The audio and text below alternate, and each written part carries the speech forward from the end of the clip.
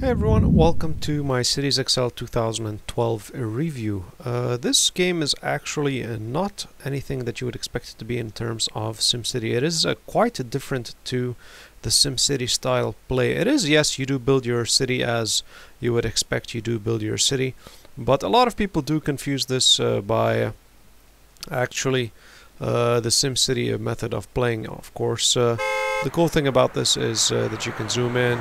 You can stare at the planes flying overhead, you know, you can view, very laggy though, you can view the actual city, you can move around the city, you know, you can move to the city,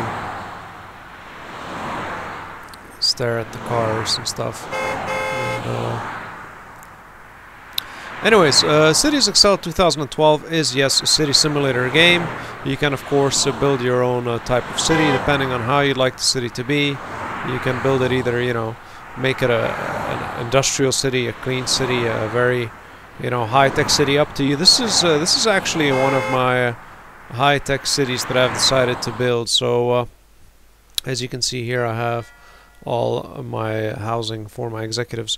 Anyway, so this is just a general idea of what Cities XL 2012 is. It is a city simulator game. It is nothing really same about this play style with the actual SimCity series. That's where the majority of people tend to think that this game is very similar to that, and they do try to play this game the same style as they would play the SimCity, but unfortunately they do obviously fail, as the methodology with this game doesn't at all support the same methodology that you use in SimCity. Now then, let us get to a few negative points about this game, what I have sort of picked up on when I did start to play it. Well, the first thing that you might have noticed is that the actual game does start to lag once your city does reach a certain size. This is probably due to the fact that they don't have multi-threading enabled. It means they actually don't use your multi-core processor. They're actually working off just one core. Why they made a game that doesn't use multi-threading, I have no clue, but that's the way it is. So the game will lag once you do reach a certain size of the city. There's also another annoying a bug in this game is the fact that the roads don't really connect when you are building your blocks down. So for example, here I have my elites. So if I'd want to continue building my elites and I'd want to place them, continue building my block sized elites, but due to the fact that I have this road here, as you can see, it won't connect the road. This is sort of a very annoying bug because you always have to extend the road and get the road you know, either longer or shorter, so it actually finishes this. This is pretty annoying. This happens in a lot of variations, of course. If the road is even a little bit longer or a little bit shorter, this always happens. So this is pretty annoying. Another bug as well in this game is the fact that when you do place down your blocks of housing or anything else, sometimes it does happen that it doesn't connect to the road. You know, so if we do take a look, as you can see, this one, it says it's not connected to the road, and this happens quite a bit. As you can see, I have one here, I have one here, I have one here, I have one here. So to fix this, you obviously have to demolish every single one of these buildings and rebuild them in the same place where they are. Now, why does this happen? God knows why they didn't fix this. They should have picked up on this. And another point as well is if you are trading, if I go to my trading panel and I do decide to trade with for example, OmniCorp, it'll always give me a negative. It'll always give me a negative value, even though the actual your value is negative. To fix this actual bug, you have to actually click on the actual bar. You know, so if I click it, as you can see now, it adjusts itself and it fixes itself by 853. So it is a positive 853,000 credits that I'm making per round, but that only bugs out for OmniCorp. If you can see my trading with any other of my cities, it's not bugged out at all. So it's just working for the actual OmniCorp. That bug happens with the OmniCorp. It goes to negative for some odd reason. Also, another thing that I did notice is in the specializations, especially the offices, you do have the last offices that you can specialize in, and the last few buildings, that being the electronics and titanium and of course atomic research. These few last buildings, they don't actually increase anything else. They just increase water production, which is a little bit weird, especially since the electronics says it increases the state of the art of electronics. So you did, I don't know, I would expect this to increase, let's say, high-tech, since electronics would be maybe considered as high-tech, but it doesn't. These actual last few buildings do only increase the water resource. Other things as well I did notice is that the actual pedestrians, you do have the same looking pedestrians all the damn time. So if we do zoom in and hopefully catch a few of our pedestrians, I'm not sure if we will be able to see any of them here. We do have a few walking about here, but there's not really much. Let's go to actually one of our residential areas. It is, as you can see, still very laggy. And if we do zoom in to our residential areas, you do have the same bubbly, I don't know, 7 or 8 pedestrians. So as you can see, you have 1, 2. You do have the same type of pedestrians. You don't have such a great variety. So if you are really looking at your pedestrians, they do really look the same. There is just a few of them, and they just keep repeating on and on and on and on. Remember the old guy we just had back there? We have him here again. So that's pretty much it for the actual pedestrians. You don't have a great variety of pedestrians, and of course the buildings as well. You have maybe around 20 variations of buildings, and the specialization buildings, you really have only 3 in-depth specialized buildings based off the same thing. So you're going to have the standard specialization, which is maybe one of these, and then you're going to have this one, and then you might have one. And it doesn't matter for what resources. You can see this is for electricity and this is for fuel. They still look the same, you know.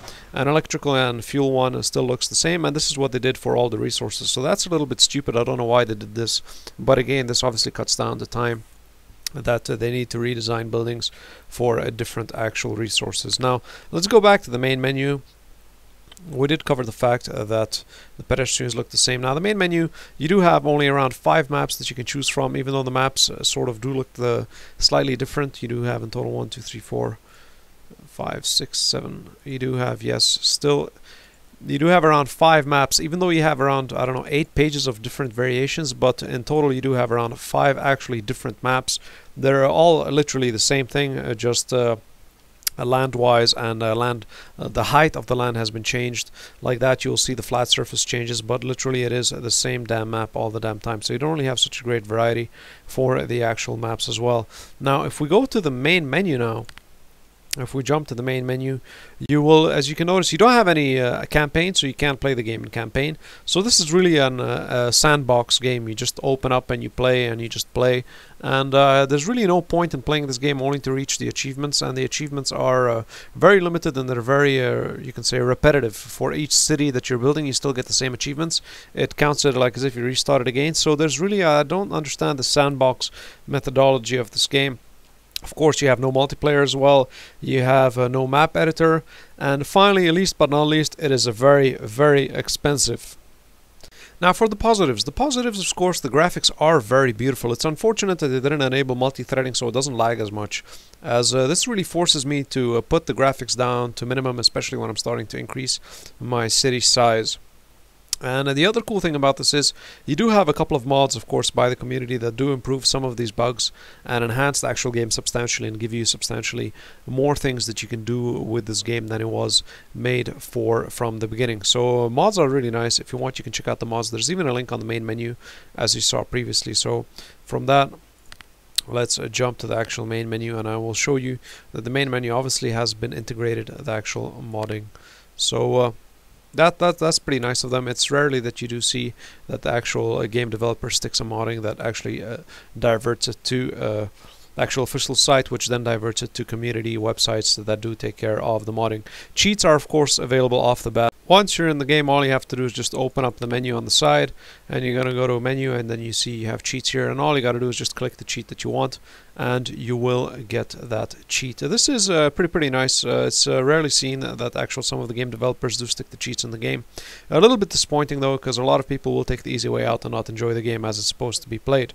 Now, overall, you do have at least 40 hours of gameplay for this game, so that's a very nice game. Of course, this game doesn't end. I count 40 hours because I do count the end of the game is when you have a specialized city in every single field and in every single, you know, resource and utility that you do have, and that you literally max out OmniCorp, which is the only city that you can sell to, which is again another disadvantage, that you can only sell to OmniCorp. Otherwise, the new concept about this is that you do have specialized city. This is my holiday specialized city. It's very nice, as you can see, a lot of roads, a lot of forests, and you have my holiday hotels spread out and nice. This is my actual agricultural city. You can see agriculture and offices. You can see all my farms that I have here, my airports here, and my offices nicely in the center. So it's a pretty nice thing that you can do with this actual game. And this is my oil specialization city. So this one really makes all my oil and all my electricity as well. So that's pretty it. Of course, there are more specialized cities, and you can do that for every single resource, that being food, water, and all the other stuff that you do have in this game, which is really nice, as I did mention. Overall, this game is a very nice game. You do get to specialize and create different cities. It doesn't have the SimCity style where you really focus on just building one city and everything is really revolving around that one city. Over here you are forced to have multiple cities, and these multiple cities have to specialize in different things while you build up your actual economies, and each city tries to help each city out. Overall, I would say this game is very nice. I would give it a 3.5 out of a 10. And I would highly recommend, if you guys would like to play this before SimCity 2013 comes out, don't buy it as it is now. It is very, very expensive. Wait for it to come on actual sale, about 70% of its price, 75% of its price. That would be reasonable. And then you can actually buy the game and enjoy the game the way it is. And yes, you can still have a great amount of fun playing this game.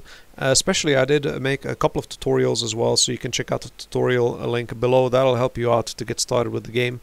And that's pretty much it for this quick review. You can say AddMeGame review, since I did sort of, you could so-called say finish this game. This game is nice, very buggy, but still a very nice game. And I'm looking forward to SimCity 2013. So happy gaming, and see you guys next time.